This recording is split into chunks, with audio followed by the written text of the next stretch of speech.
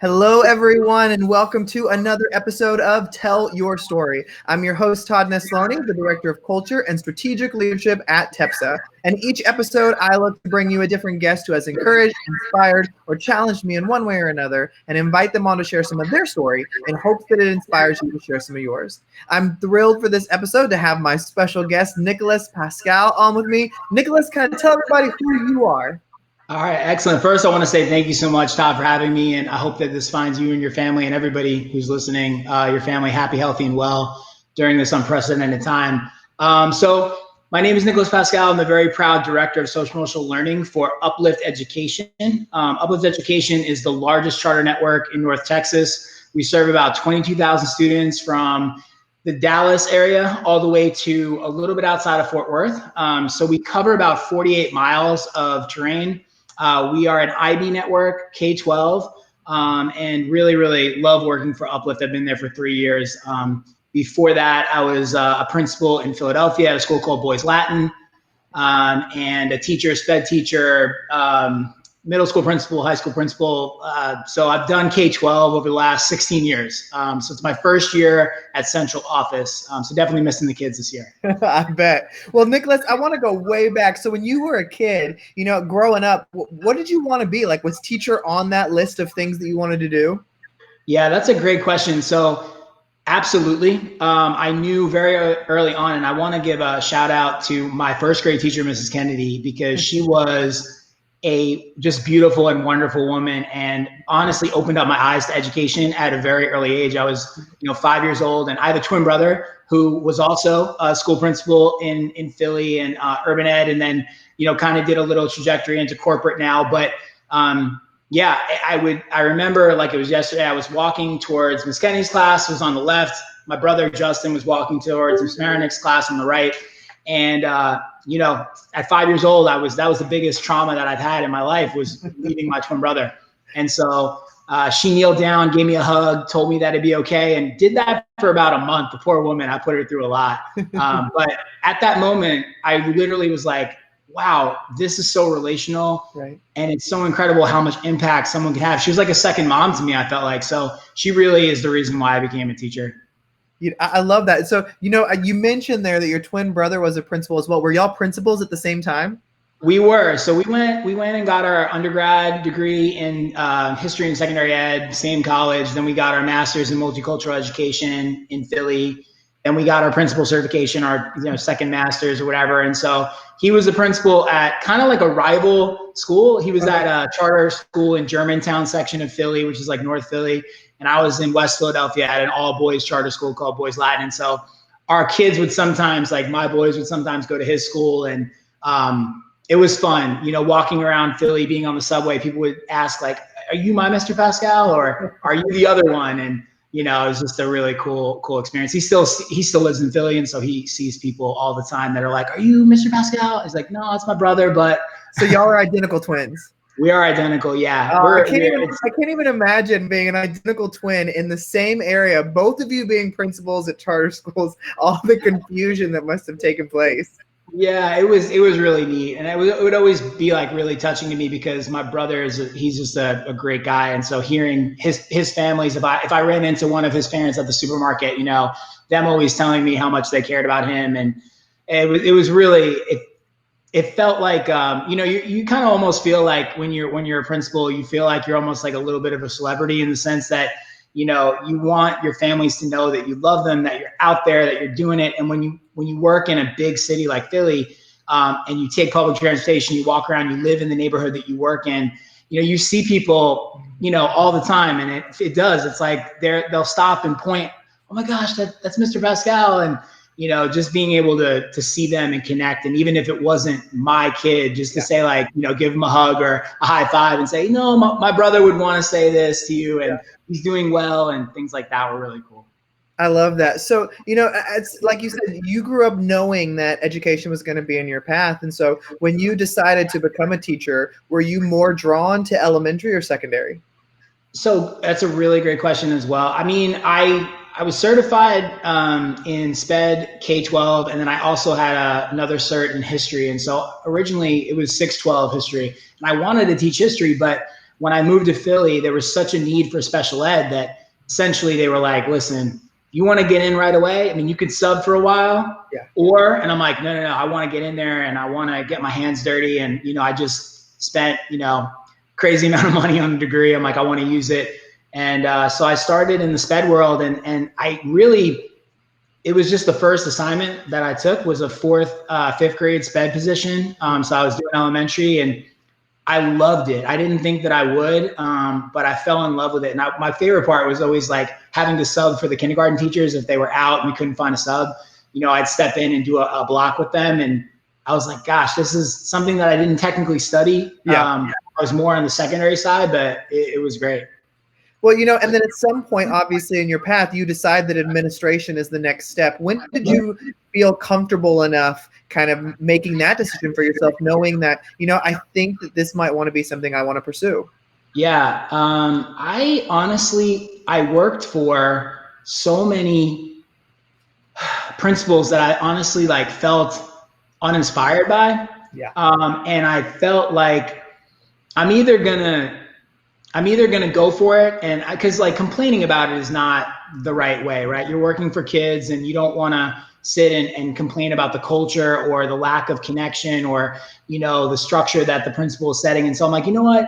Let me put my money where my mouth is. I believe that my parents led me to be like a leader, and so I'm like, you know what? Instead of sitting on the sidelines and complaining, unfortunately, some of my coworkers, I'm like, let me go out there and do it. And I was very lucky because at Boys Latin, there's the CEO, Mr. Hardy, who's like a father to me, saw something in me and gave me a shot. And so I was going to school at night and doing the AP thing. And, it was a crazy, crazy time. That was back in 2010, I believe.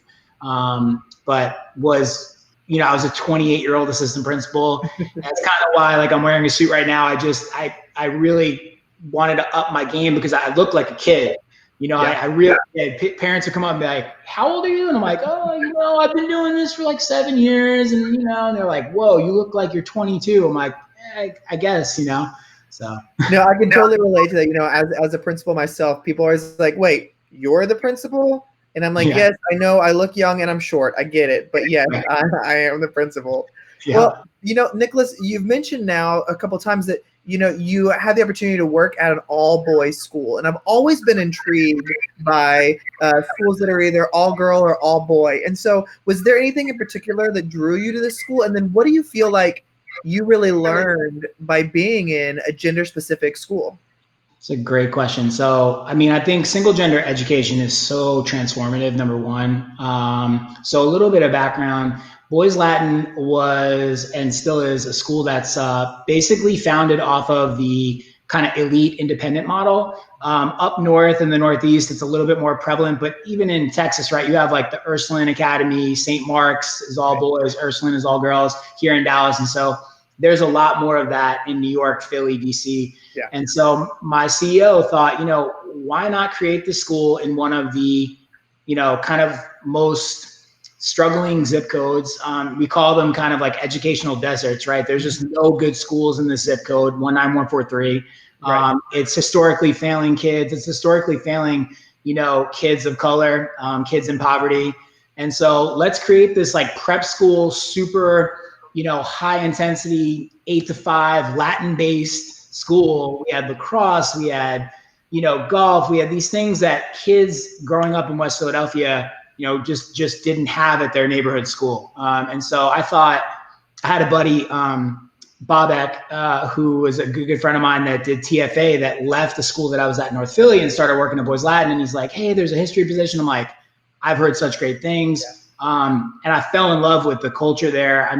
Honestly, my wife grew up here in Dallas, and so we moved a couple years ago because she wanted to be closer to family. And if it wasn't for that, I would still be at Boys Latin. It was just some of the best experience I've ever had in my professional career.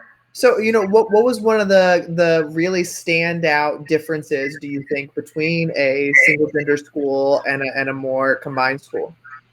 I think the ability to build a dynamic culture that's set in really intentional focus, when you're teaching. So a little background too, Boys Latin was 99% African-American male school. So you have the gender component of all boys, and you have the racial component of, just that zip code represents that way. And so we were a choice school for sure, but we had a hard time, honestly.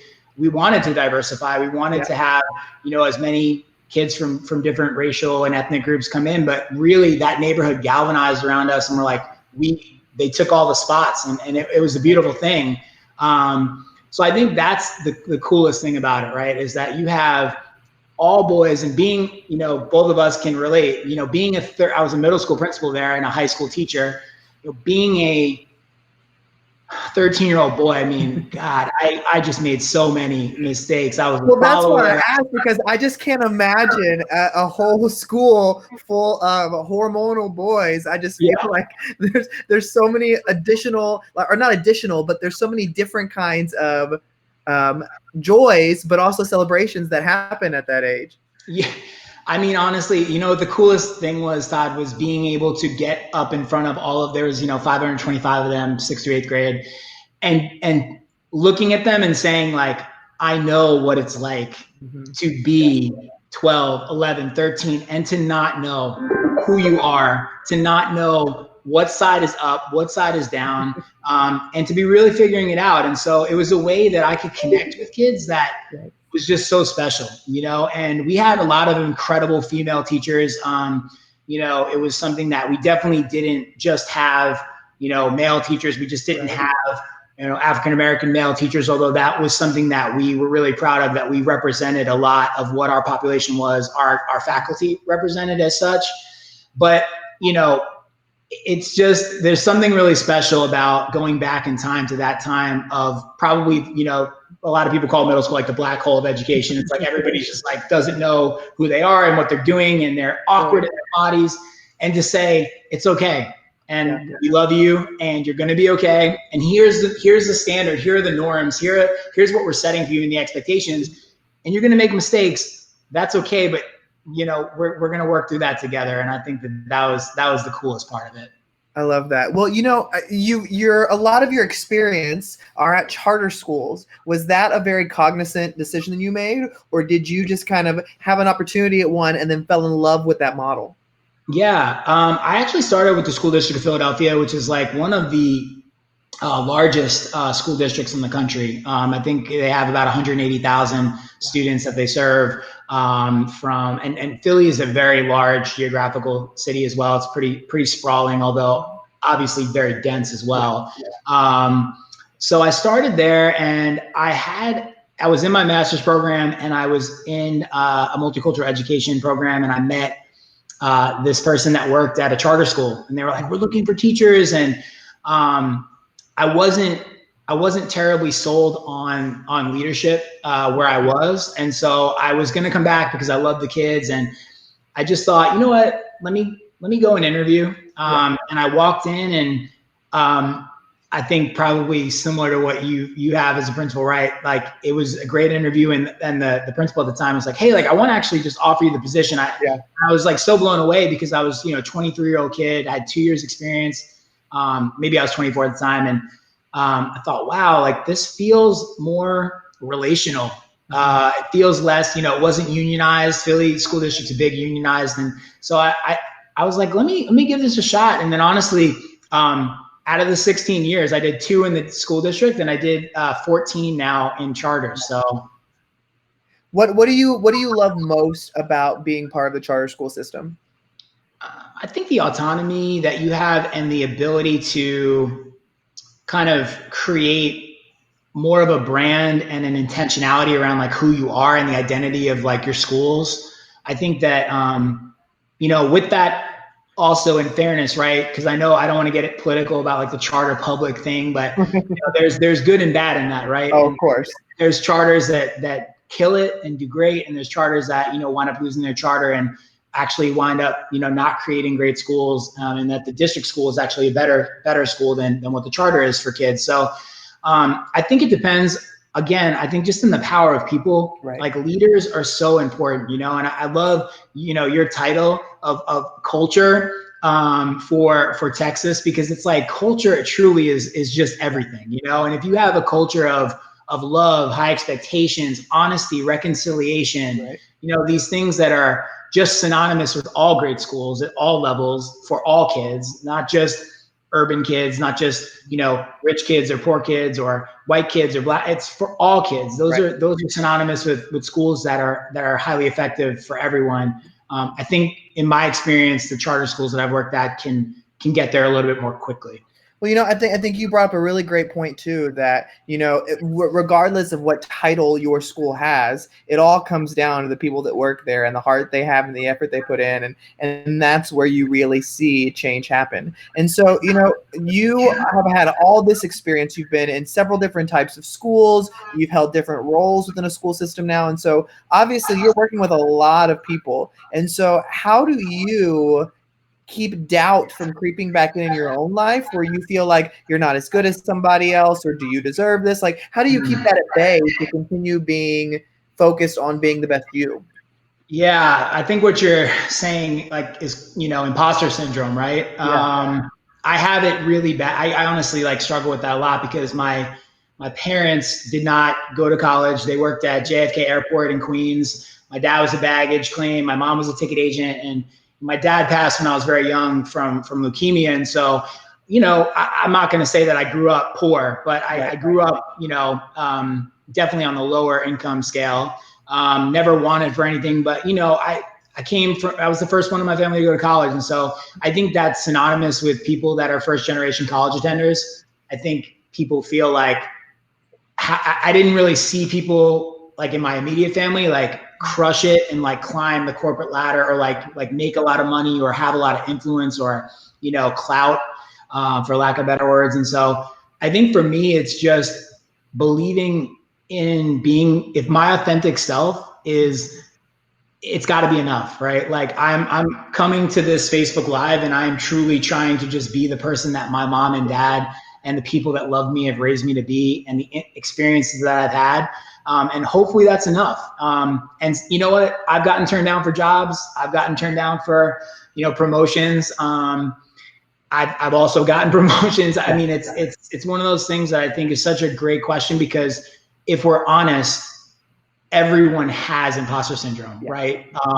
It's just about truly how do you keep that from stifling your belief in yourself? And I think for me, it's just grounding myself in being the best husband I can be. My wife and I have been trying to have kids for a while, and we're hoping that can come to fruition soon. So someday being the best dad that I can be, being the best brother. I put those things over being the best principal or now the best director of social emotional learning for our network. And that kind of grounds me, Well, I love asking that question through these conversations, because, I find that no matter who the guest is and how successful they are or what they've done, we all deal with that lingering doubt. And it's all about how you handle when those thoughts or things begin to come in, and making sure that they don't consume you so that it doesn't hold you back. And so, Nicholas, you are now, you do a lot of work, and your title is with social emotional learning. Was that something you sought out? When did that become something that was a part of your heart and where you wanted to go next? Yeah, that's a really great question. I mean, I think I got into teaching, to go back to my story about Miss Kennedy. I went into teaching because of the emotional connection and the mentoring connection, and it wasn't, honestly, for me, it wasn't I had a teacher that taught me about the Revolutionary War, and I was like, oh my God, you opened my mind because of this thing about the French Revolution. And although I loved history and I was a history major in college and I taught it for a while, it was always about the people. It was always about the connection, and it was always about things that we call soft skills, our society calls soft skills. I always believe that those are actually hard skills, being able to advocate for yourself, having emotional regulation, knowing your strengths and weaknesses, when to, insert yourself, and when to kind of back down, right? And these things are skills that we're trying to teach our young people in a world that is much different from when we grew up, right? I'm only 37 years old, but it very much was a different world being educated in the 90s, and graduating high school in 2000 than it is now. And so for me, I think it's always been there, and I've always led with that heart and the whole child approach. I've always led with, trying to just honestly model what it is to try to be a good human being, and be vulnerable with kids. And that's really what I've loved most about teaching and principalship, and now, central office stuff is doing that on a larger scale. I love that. Well, Nicholas, one way that I always love to end all these conversations on is, I believe as people, there are things we hold really close to our hearts and our beliefs and who we are. And so for those who are listening or watching today, if there was one thing they walked away with, what would your one thing for them? What would you want it to be? Yeah, I would want them to, think of this, that I think that kindness is the most important intelligence. I think that kindness is the thing in our world that is most needed right now more than ever, and will always be. We will come out of this pandemic. We'll have new challenges. We'll have new strengths. But I truly think that we have to teach our kids and model for our kids, and really be the living embodiment of what kindness is. And that can take shape in a lot of different ways. But I think that would probably be what I'd like to share. I love that. Well, Nicholas, I have so enjoyed learning from you online. I was super pumped to have this conversation today. So thank you so much for making some time to be on Tell Your Story. I appreciate you, Todd. Thanks so much, everybody. Thanks for tuning in. Again, I just want to end in gratitude. Thank you for having me and for putting people on in the ed world, and for all you do. And just again, wish you and your family and everybody out there, just hope that you're happy, healthy, and well during this time. Thanks, Nicholas. And thank you so much, everybody, for watching or listening to another episode of Tell Your Story. Remember, you can check out past episodes on iTunes, Spotify, SoundCloud, YouTube, wherever you get it, it's there. I hope today's conversation with Nicholas has encouraged you to get out there and tell your story, because every story matters.